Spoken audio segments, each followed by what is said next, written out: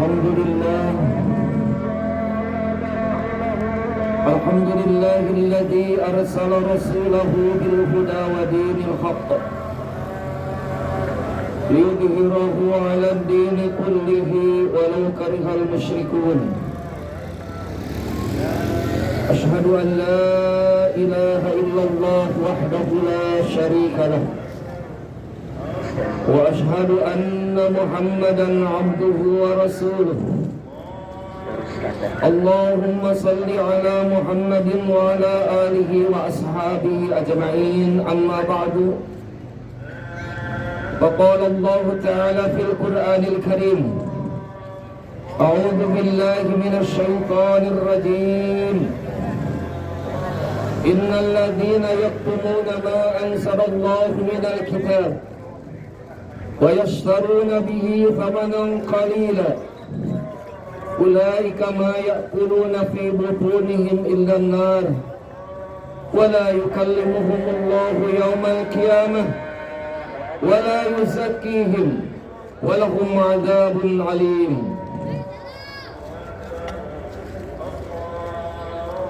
Ma'asyiral muslimin, jamaah salat Idul Fitri yang insyaallah dimuliakan Allah Subhanahu wa taala. Puji syukur pertama-tama kita panjatkan kehadirat Allah yang Maha Ghafur,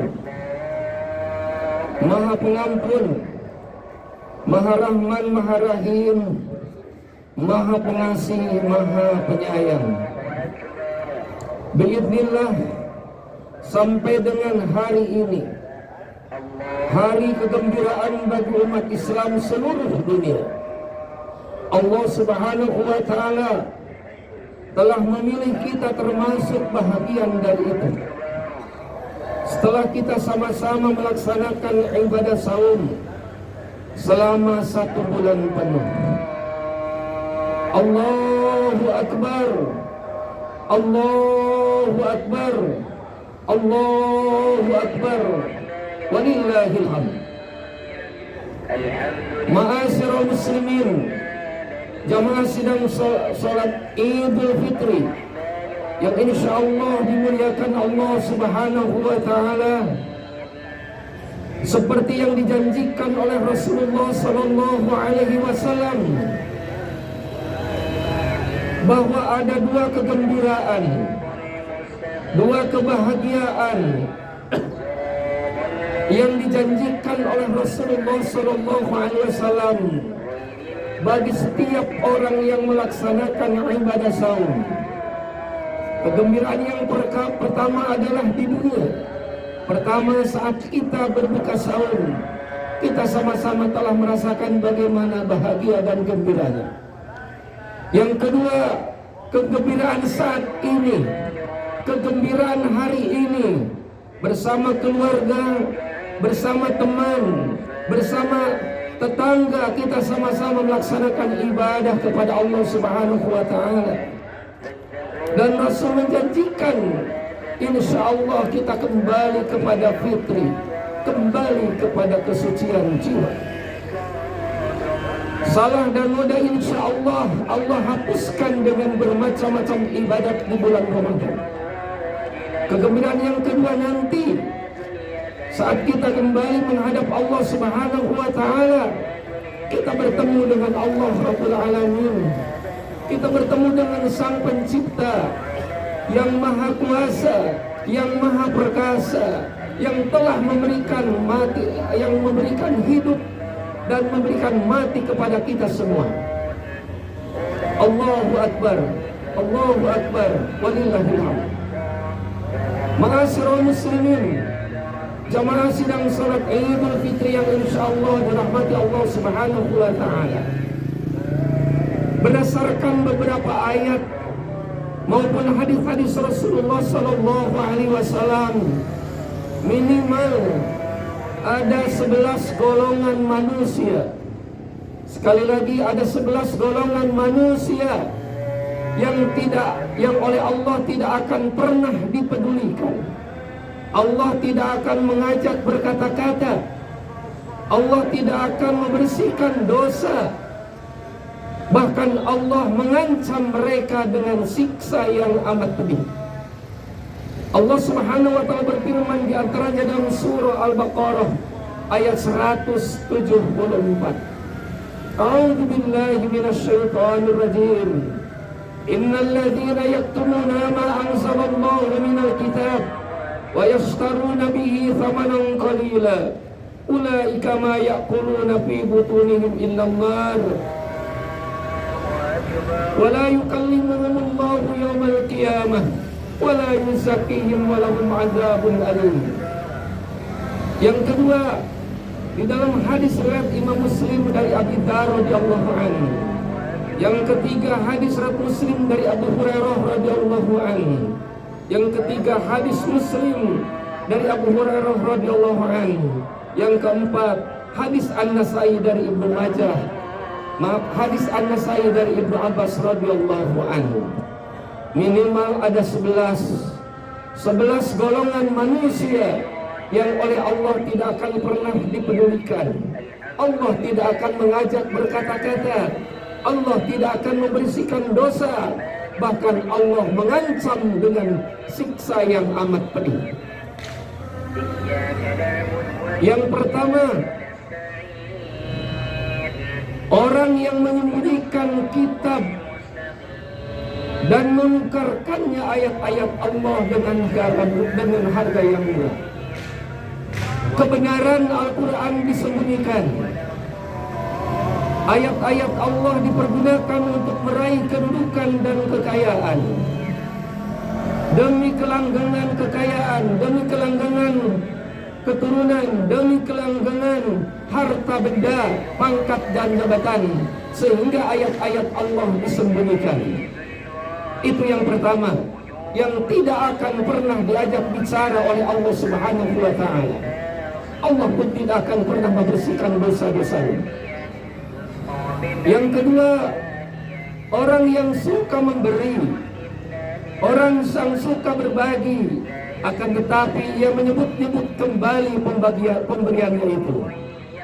Ia rajin memberi, ia suka berbagi, tapi setelah itu ia menyebut-nyebut kembali apa yang telah diberikannya itu. Ma'asyiral muslimin, Allah Subhanahu wa taala mengingatkan di dalam Al-Qur'an surah Al-Baqarah ayat 264. A'udzu billahi minasy syaithanir rajim. La tubtilu ya ayyuhalladzina amanu la tubtilu shadaqatikum bil manni wal adha. Tegas jelas Allah mengingatkan kita orang yang beriman. Jangan sekali-kali membatalkan sedekah, membatalkan amal dengan mana dan ada. Disebut-sebut kembali, diungkit-ungkit kembali, bahkan menyakiti perasaan si penerima. Maka orang yang infak, orang yang berbagi seperti itu, kalladzi yunfiqu malahu ria'an nas, seperti mereka orang yang berinfak karena ria, ingin dipandang, ingin dilihat oleh manusia. Famathaluhu, maka perumpamaan orang yang infak seperti itu adalah famathalu kamathali safwanin alaihi turab, seperti batu licin yang besar yang di atasnya ada debu, lalu turunlah hujan lebat, maka tidak meninggalkan satu butir pun dari biji itu. Wala la yaqdiruna ala syai'in mimma kasabu. Sebesar apapun infak, sebesar apapun sedekah, sehebat apapun pemberian terhadap orang lain ataupun untuk masjid, untuk mushola, ketika manan dan adzan atau ria'an nas, maka tidak ada nilai apa-apa di mata Allah. Justru Allah mengancam dengan azab yang amat pedih. Yang ketiga, orang yang tidak akan pernah diajak berbicara oleh Allah, Allah tidak akan membersihkan dosanya, adalah mereka orang-orang yang suka menawarkan barang dagangannya dengan sumpah palsu. Ini kami ingatkan kepada para pedagang, menawarkan barang-barang dagangan dengan sumpah palsu, hingga orang yang atau sebagai konsumen, sebagai pembeli percaya bahwa itu adalah sebenarnya. Allah tidak akan mengajak bicara kepada orang semacam itu. Allah tidak akan membersihkan dosanya. Yang keempat, orang tua yang berzina atau orang yang berzina. Orang yang berzina. Dalam salah satu hadis riwayat Bukhari Muslim dijelaskan, seorang sahabat datang kepada Rasulullah sallallahu alaihi wasallam. Dia bertanya tentang dosa yang paling besar. Sekali lagi, dosa yang paling besar. Rasulullah menjawab, yang pertama, dosa yang paling besar adalah antaj'ala lillahi niddan, menyekutukan Allah dengan kata lain syirik. Yang kedua adalah membunuh anak, baik sengaja ataupun tidak, karena khawatir tidak bisa memberikan makan, tidak bisa memberikan kesenangan, kebahagiaan kepada anak itu. Dan yang ketiga adalah berbuat zina. Zina termasuk dosa yang amat besar, sama dengan dosa melakukan kesyirikan. Ma'asyiral muslimin, dalam hadis lain pun dijelaskan, salah satu di antara sekian banyak tanda-tanda kehancuran adalah wayadharuz zina, nampaknya perzinahan. Perzinahan ada di mana-mana, dan bagi mereka pelaku zina tidak merasakan lagi bahwa itu adalah perbuatan dosa. Dianggap lumrah dan dianggap biasa. Inilah orang yang tidak akan diajak bicara oleh Allah. Allah tidak akan membersihkan dosa mereka, dan Allah mengancam dengan siksa yang amat pedih. Yang kelima, orang yang tidak akan diajak bicara oleh Allah adalah malikun kadzab. Malikun kadzab, penguasa bohong, penipu, penguasa bohong, membohongi rakyatnya, menipu rakyatnya. Ma'asyiral muslimin, padahal Allah telah berjanji di dalam salah satu hadis yang cukup panjang, salah satu yang dijanjikan oleh Allah yang akan mendapatkan syafaat di hari tidak ada syafaat, di hari tidak ada pertolongan, yaitu imamun adilun, seorang pemimpin yang adil, seorang penguasa yang adil, yang jauh daripada kezaliman. Ketika kezaliman itu dilakukan oleh para penguasa, ketika penguasa melakukan kezaliman, melakukan kebohongan, mengkhianati umatnya, menyakiti rakyatnya, membuat rakyatnya sengsara, miskin, maka Allah tidak akan mengajak bicara kepada mereka. Allah mengancam mereka dengan azab yang amat pedih. Di dalam hadis riwayat Imam Muslim dari Hasan radhiyallahu an, inni sami'tu Rasulullah sallallahu alaihi wasallam yaqul, sesungguhnya aku mendengar Rasulullah bersabda, ma min 'abdin yastar'illah ra'iyatan yamutu yawma yamut wa huwa ghasun li ra'iyatihi illa haramallahu alaihi al-jannah. Sesungguhnya aku, kata Hasan, mendengar Rasulullah bersabda, seorang hamba yang dipercayakan Allah memimpin rakyatnya. Sekali lagi, seorang hamba yang dipercayakan untuk memimpin rakyatnya, memimpin masyarakatnya, tetapi ia menipu rakyatnya, maka jika ia mati, Allah haramkan untuknya surga. Allah haramkan untuknya surga. Bagi para penguasa yang zalim, penguasa yang khianat, penguasa pembohong, mereka yang mengingkari janji-janjinya, yang membuat rakyat sengsara dan menderita. Tidak akan abadi seseorang di dalam neraka jikalau di dalam hatinya masih. Di dalam hadis lain, sami'tu Rasulullah sallallahu alaihi wasallam yaqul, ma min amiri bala amral muslimin summa la yajhadu lahum wa yansahu illa lam yadkhula ma'ahul jannah. Aku mendengar Rasulullah sallallahu alaihi wasallam bersabda, seorang penguasa yang menjabat urusan-urusan kaum muslimin, apabila dia tidak bersungguh-sungguh memimpin rakyatnya, memperjuangkan kebenaran untuk kepentingan mereka dan kepentingan agama, maka dan juga tidak memberikan nasihat dengan benar untuk menjadi orang-orang yang bertakwa, dia tidak akan masuk surga bersama para pengikutnya. Allahu Akbar, Allahu Akbar, walillahil hamd. Ma'asyiral muslimin, jamaah sidang salat Idul Fitri yang insyaallah dirahmati Allah Subhanahu wa taala. Yang keenam, orang yang tidak akan dipedulikan oleh Allah Subhanahu wa taala adalah orang-orang miskin yang sombong. Orang-orang miskin yang sombong.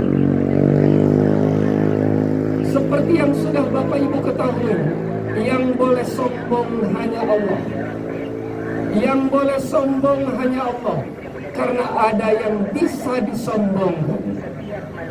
Adapun umat manusia, siapapun mereka, baik itu penguasa, baik itu orang kaya, para pengusaha, konglomerat, terlebih orang-orang miskin, dilarang melakukan kesombongan. Kenapa Allah mengutuk iblis? Kenapa iblis terkutuk? Kenapa iblis terkutuk? Karena iblis telah memiliki sifat sombong. Dia tidak taat terhadap perintah Allah Subhanahu wa taala. Inilah orang yang tidak akan dipedulikan oleh Allah. Allah siksa mereka dengan adab yang pedih adalah orang-orang miskin yang sombong. Mereka orang-orang yang sombong.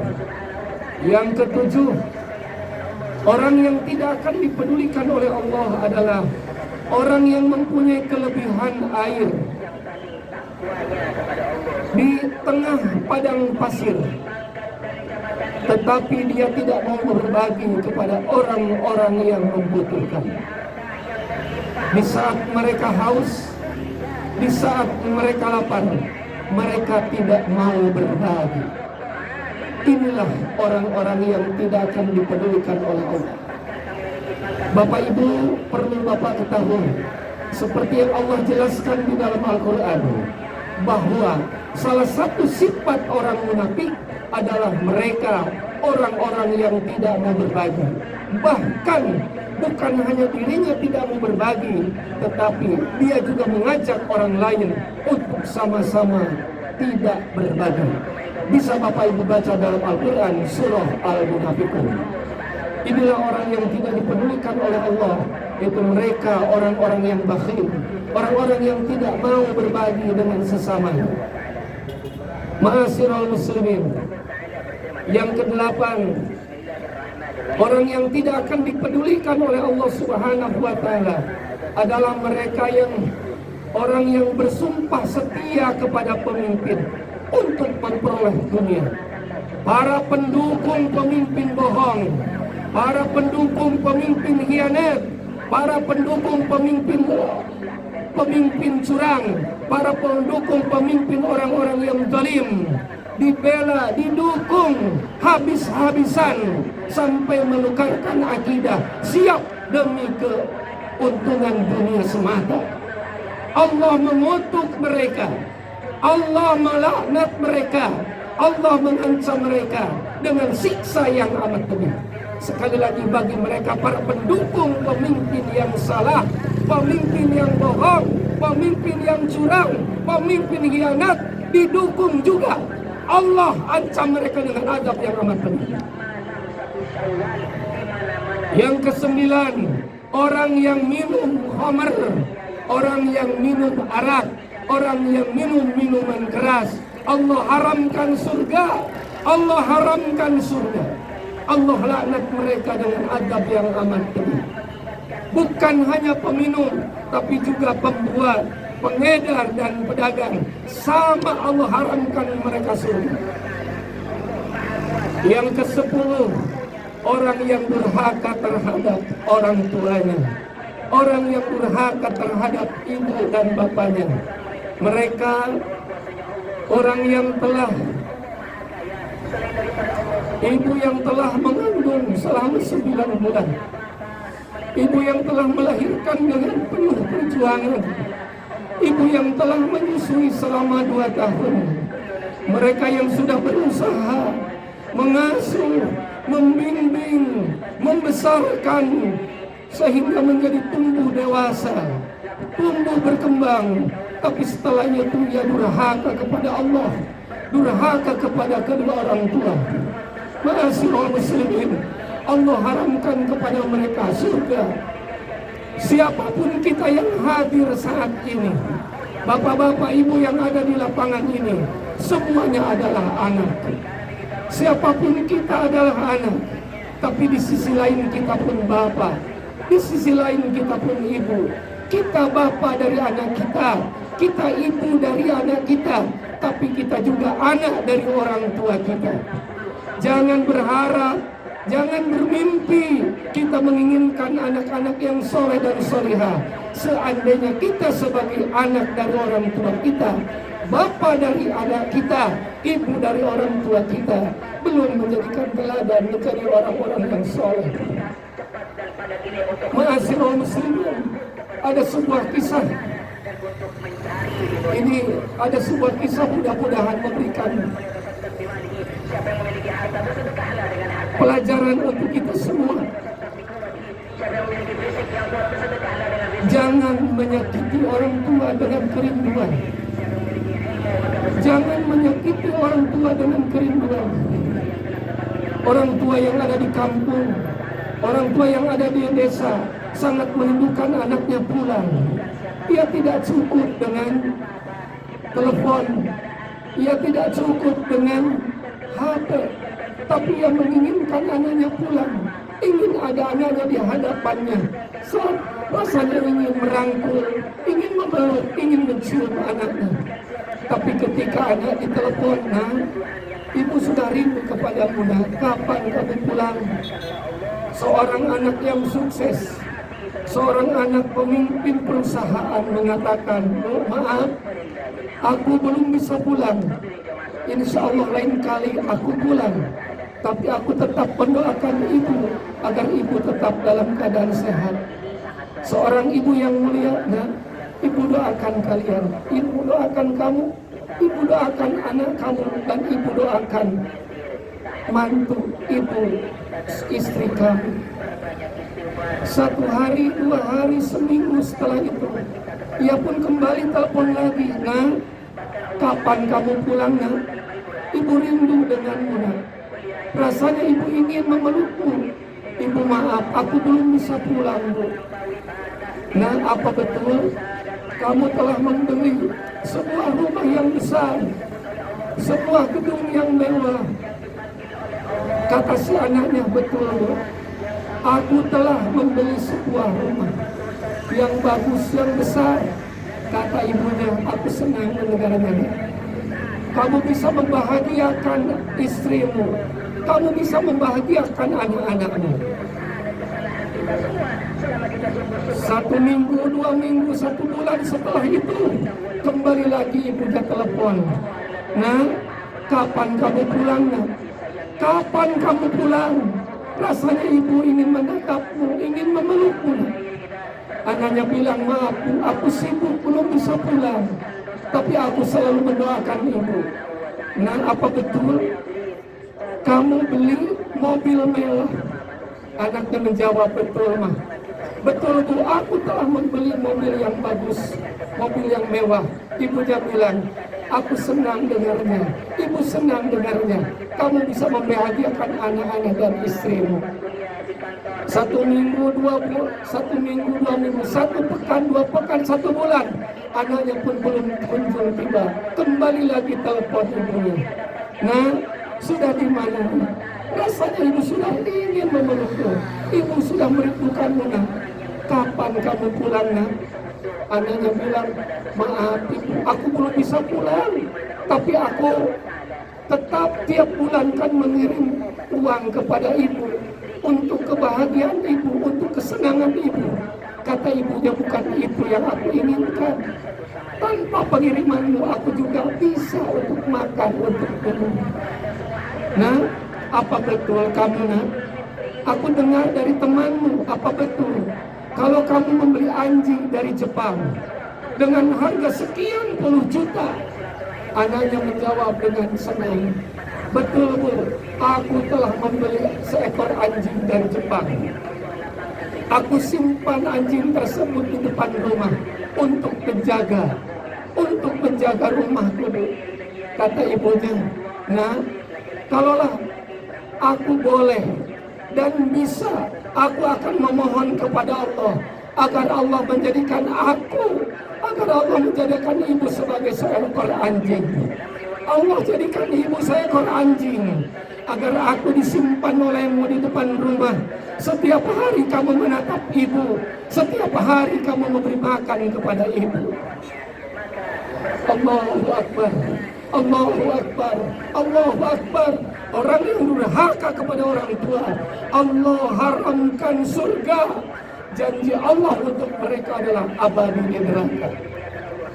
Ma'asyiral muslimin, dalam kesempatan yang baik ini, di samping tadi 10 golongan yang diharamkan Allah masuk surga, Allah kutuk mereka. Allah tidak akan mengajak bicara kepada mereka. Ada yang perlu kita pahami dan menjadikan ingatan bagi kita. Ada 3 macam. Ini terkait dengan para penguasa. Ada 3 macam hakim. Ada 3 macam hakim. Yang satu masuk surga, yang 2 masuk neraka. Hakim yang mengetahui kebenaran dan menetapkan hukum berdasarkan kebenaran, maka mereka akan masuk surga. Yang kedua, hakim yang mengetahui kebenaran dan menetapkan hukum bertentangan dengan kebenaran, maka Allah masukkan mereka ke dalam surga dan masukkan ke dalam neraka dan abadi di dalam neraka. Yang ketiga, hakim yang menetapkan hukum dengan kebodohannya, Allah masukkan mereka dalam neraka yang kekal. Terakhir, ada beberapa nasihat dari Rasulullah SAW. Jadikanlah harta sebagai kendaraan surga. Jadikan harta sebagai kendaraan surga, agar hidup terasa nikmat. Jauhilah sifat khianat. Kejujuran pangkal kebaikan dan mengantarkan ke dalam surga. Dusta adalah pangkal kejahatan dan akan menyeretnya ke dalam neraka. Setiap yang kita lakukan akan kembali kepada kita, kembali kepada pelakunya.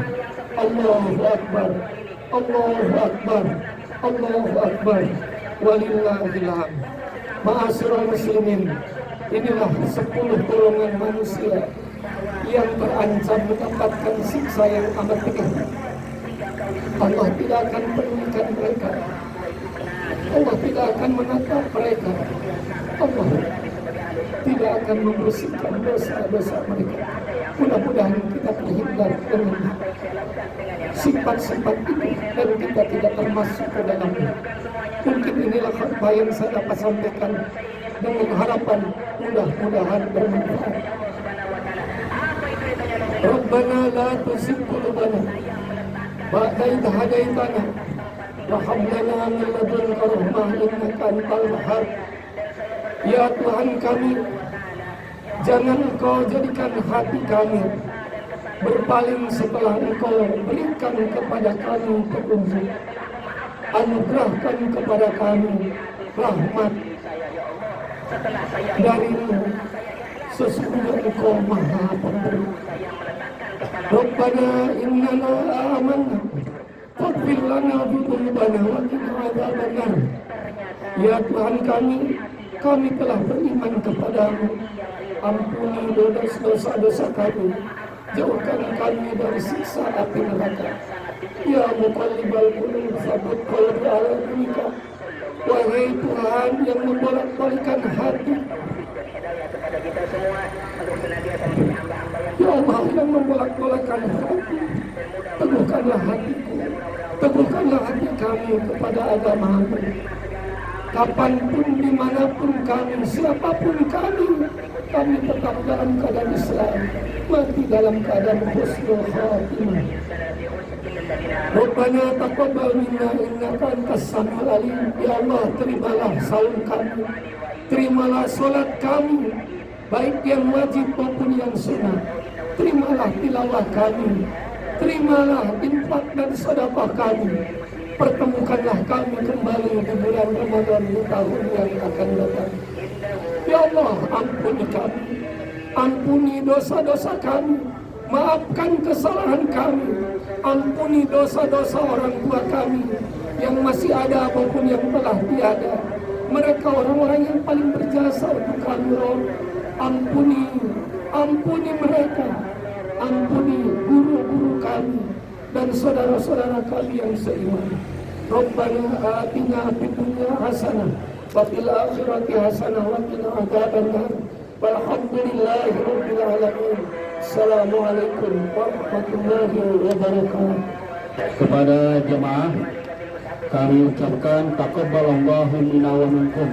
Semoga amal ibadah kita semua selama bulan Ramadan diterima oleh Allah Subhanahu wa taala. Dihimbau kepada para jamaah untuk tidak meninggalkan sampah. Jika ada alas koran ataupun kertas, mohon dibawa untuk dibuang di tempat sampah yang para jamaah lewati. Kepada para jamaah untuk tidak meninggalkan sampah, jika ada koran atau alas, mohon dibawa masing-masing untuk dibuang di tempat sampah yang para jamaah lewati.